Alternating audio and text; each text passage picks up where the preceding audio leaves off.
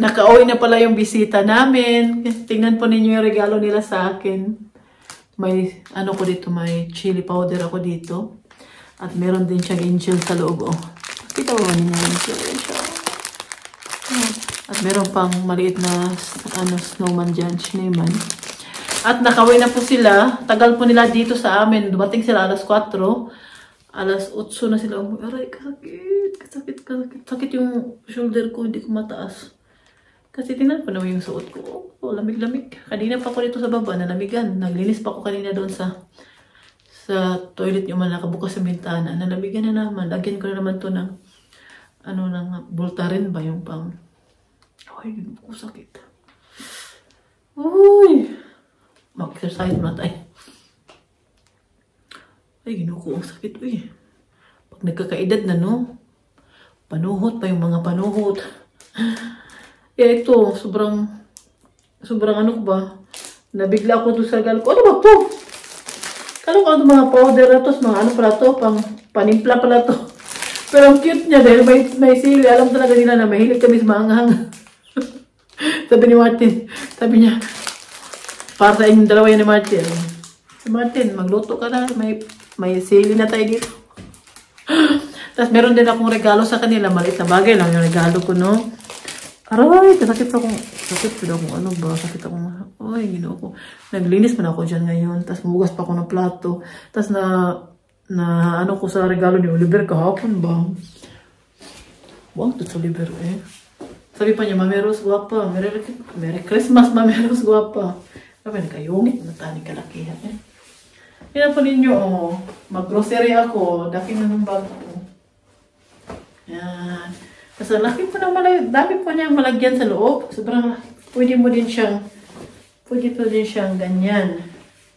Siguro kung bitbitin ko siya, ipasok ko to sa loob itong mataas na ano. Na ganyan siya. Pwede siyang ganyan. Oh. Meron din siyang ano dito sa loob. Meron siyang ganito. Oh. Ano to? Na ano talaga ako ba kay Oliver? Nagpa-order pa ako sa kanya ng ganito dahil gusto din niya mag-order. Sabi ko, Oliver, napapunta yan dito. Oliver, saan na yung bag? Hindi pa dumating sa... Hindi pa daw. Hindi lang nila ako, hindi ko naman din talaga kasi kailangan mamadalian. Basta ko sa kanya lang.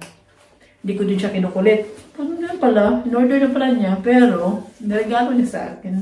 Kasi Oliver, na-surprise talaga ako sa regalo niya. At sabi niya, nung pumunta siya dito, huwag ko daw buksan. Hindi ko talaga siya binuksan. Dahil kahapon lang. At, yan. Ang ganda. Pwede man siya ganyan, oh. Pero ano siya, masyadong ganyan, oh. Minsan kasi pag naglalakad ako, ayaw ko na yung bag na ginalagay ko dito sa shoulder ko kasi nakahulog siya ba. Kaya ginaganyan ko siya, oh. Ganyan, kahit maglakad, bilisan yung lakad mo, hindi yun na huhulog yung bag mo.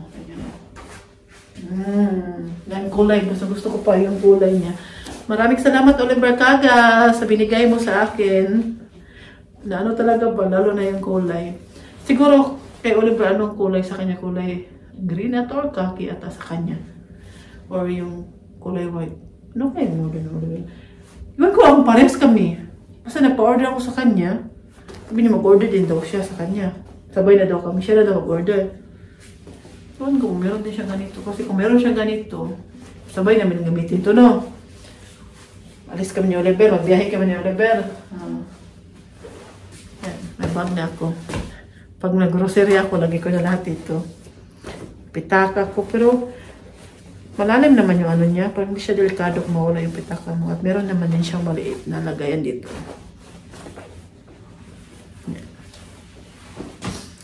Ayan. Sobrang saya ng Pasko namin ba. Yung mga anak ko, sobrang happy nila.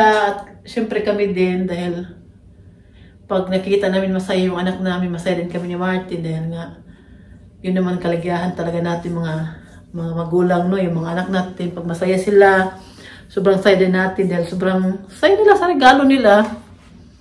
At syempre na ano ba, na kahit kami lang dito kahapon, enjoy naman kami, nag-inom kami ng wine ni Martin. Hindi naubos kagabi.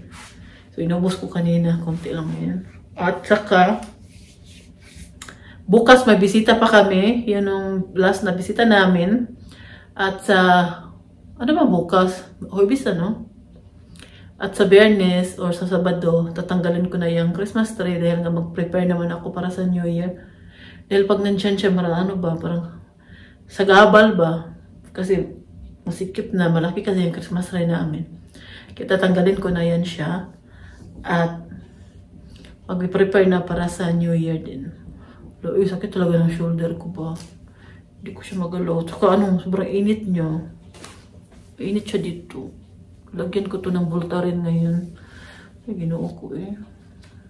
Matanda na talaga ako ba? At yun lang yung may share ko po muna sa inyo ngayon. Wala masyadong ganap. Nandito lang ako sa bahay. Yung ginawa ko ngayon, kumain. Magluto. Kain na naman. Magluto. Yan na talaga. Hindi kami lumabas dahil nga may bisita kami. Hinintay namin sila. Alas 4 na sila dumating. Yung bisita namin hindi din kumain. Ay, yung mama lang, yung tita lang pala ni Martin, kumain siya ng isang parasong cake lang. Dahil busog din sila, galing din sila sa bahay ng anak niya, kainan. Ganyan po dito pag Pasko sa Germany. Kahapon, half day lang yung bukas yung mga tindahan. Ngayon, holiday, sirado talaga lahat. At bukas din, holiday pa rin. So, bali, ang 25 dito, yan yung time ng mag-family time, bisitahin yung mga pamilya. 26 din, ganun din. Kaya sa Christmas dito, busy ang mga tao, bisita sa mga pamilya nila, magbanding sila, ganyan yung mga ginagawa ng mga tao dito sa Germany tuwing Pasko. Sa New Year naman, pwede na mag-celebrate na kasama yung kaibigan mo, kung anong gusto mo. So, hindi na masyadong, importante para sa akin, hindi na masyadong, sa kanila yung New Year kasi, pwede na sila mag-celebrate na kasama yung mga kaibigan nila. Pero sa atin, sa atin sa Pilipinas, gusto natin na kasama natin yung pamilya natin, ganyan ba, no?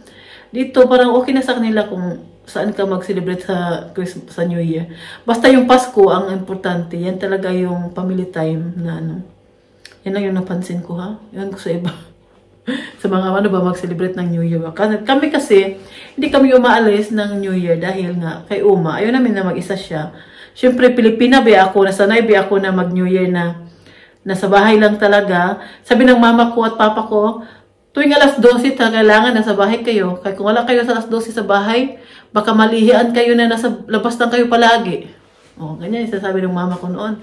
Kaya tuwing alas 12, o bago mag alas 12, nasa bahay na kami, umuwi na kami at doon kami doon, nasa bahay talaga kami salubungin ng New Year. Yan yung ginagawa namin.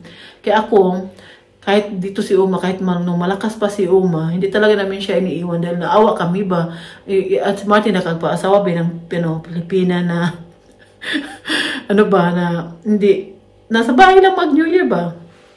Pagkatapos naman alas 12, pwede na mag-celebrate kasama yung kaibigan, mga kapitbahay. Pero pag alas 12, kailangan nasa bahay talaga kami. Doon talaga para hindi daw malihian ng palaging gala ng gala. Kasi Uma, naawa pa kaming iwan dahil nga siya lang mag-isa dito. Kawawa naman, no? Kahit malakas pa si Uma, hindi pa siya nagkasakit. Pero hindi namin talaga siya namin iniwan. Hanggang kayon. Diyan pa rin kami para kay Uma. Si Uma naman kanina, sobrang na-enjoy din siya kasi pumunta yun kanina yung sister-in-law niya sa kanya. Binisita siya. Sobrang saya niya kahapon. Nakita niya yung mga apo niya dito. Sabay-sabay kaming kumain. At, yun lang. Ngayong New Year, ang Pasko namin. Sobrang saya namin. At yun lang yung muna po may share ko po sa inyo. Ngayon, ako'y magliligpit na. Naubos na tong ni-prepare ko kanina na mainumin dito. Hindi po ako nag-video dahil sobrang busy po namin sa nagpintuhan kami ba. Ganyan naman talaga importante, no? Pag bisita tayo, din po, lalo ng mga German, yan sila masyado mahilig mag-video, mag-picture. Ilang sa kanilang pintuhan talaga yan. Parang lang di nagkita ng ilang taon. Kaya hindi talaga ako hindi kahit picture man lang, isang picture, wala talaga. Okay lang, kahit importante nag-enjoy sila. At hindi sila masyadong kumain dahil galing din sila sa bahay ng yung tita ni Martin, galing din sa bahay ng anak niya. Nagkainan din sila doon. Busog sila noon dumating dito, pero okay lang din dahil kahit ganun, pumunta pa rin sila dito sa amin. Ngayon, naglilinis ako.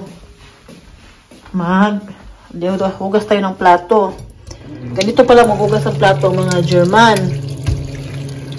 Lagay mo na yan siya sa mainit na tubig. Hindi ko kasi siya dito dahil katatapos lang po ng ating dishwasher. Punong-puno po yan. Hindi ko po siya tinanggal dahil bago lang po yan natapos. Mga 1 hour na siguro.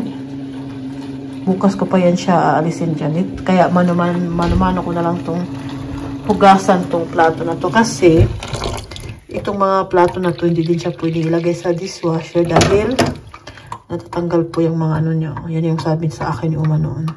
Kaya lagay ko lang siya sa na tubig. Tapos hugasan ko lang siya. Tapos ilagay ko siya agad sa lagayan niya. Kasi yan yung ginamit namin kanina. At nagligpit na ako. Tapos nakita po ninyo. Niligpit ko na. Hugasan ko na yung kaldero. Ito yung kape machine na. Sobrang luma na ng kape machine ni Uma. Yan yung ginagamit ni Uma noon na uminom pa siya ng kape. Hindi ko yan siya ginagamit dahil yung kape na yan, ayaw ko po uminom niya. Yung yung kape na iniinom niyo, ayaw ko po sa lasa. Sobrang tapang ng kape na yan. Naghugas tayo na.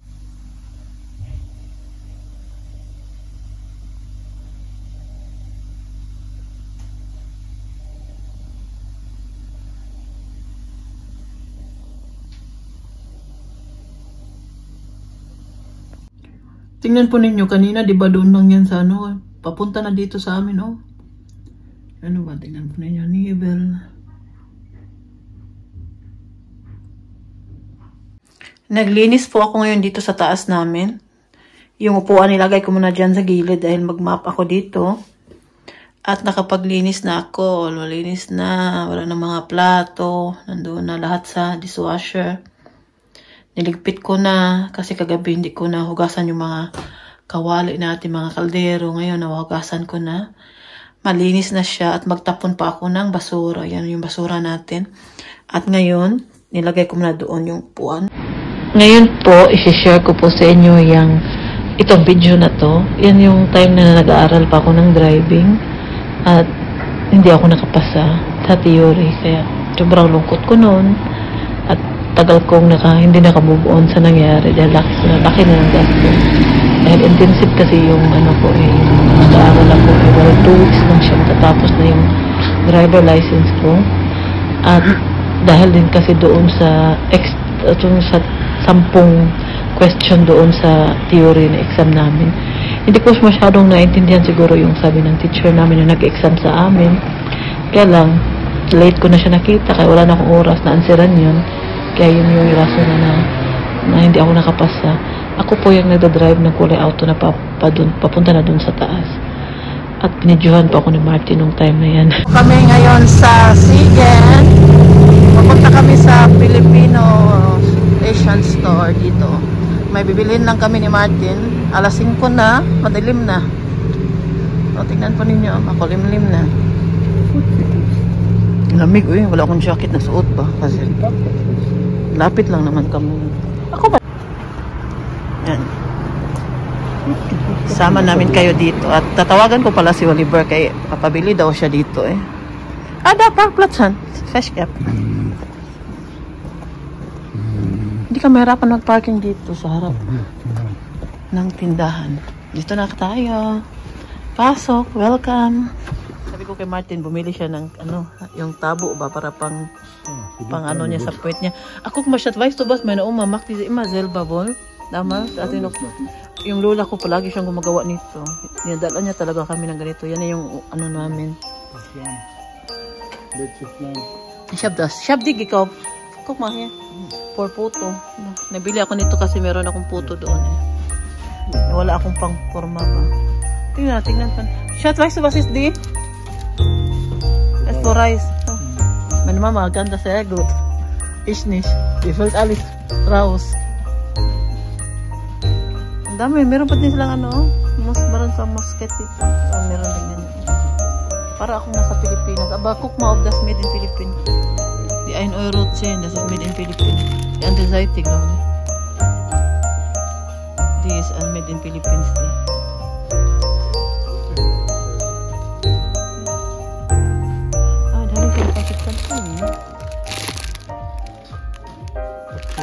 Ja, das ist nicht.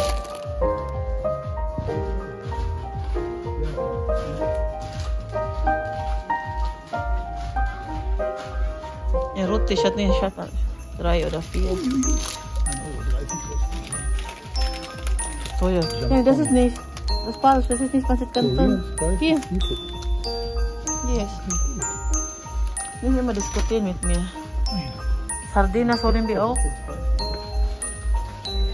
Sardinas.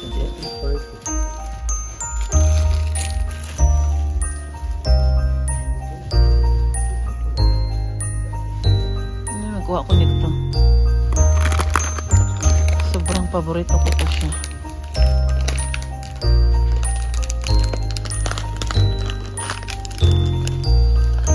Ang dami Ay, kilala ko to. Magawa nito. Kaibigan kong gumagawa nito. Ako kasing magawa ng mango float ba. Kaya bibili ako ng 2 nito. Tas 2 graham na yung binili ko. Yung condensed milk meron naman doon sa Rave. Kaya doon ako bibili.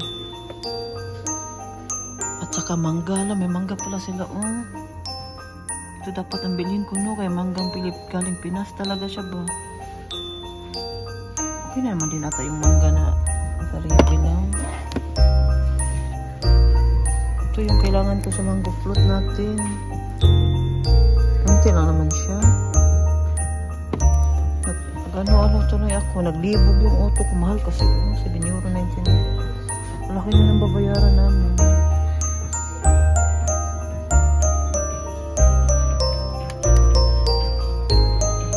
Pag dito ako no. Sus, nag-ano talaga ako ba.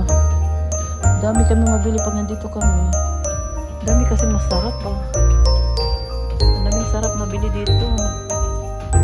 Sa mga taga malapit sa Sigin, punta po kayo dito. Ang lugar nito. Cheese.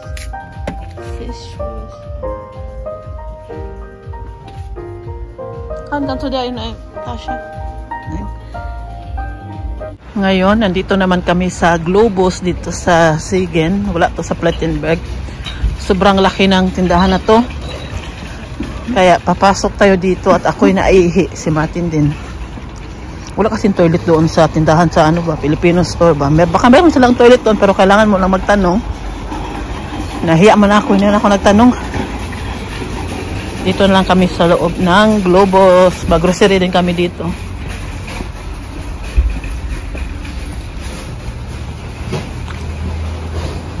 Tapos na po kaming mag-grocery. Yung labi kung anong pa rin siya. Napaka-dry pa rin. Hindi pa rin nawala. Ay, nako.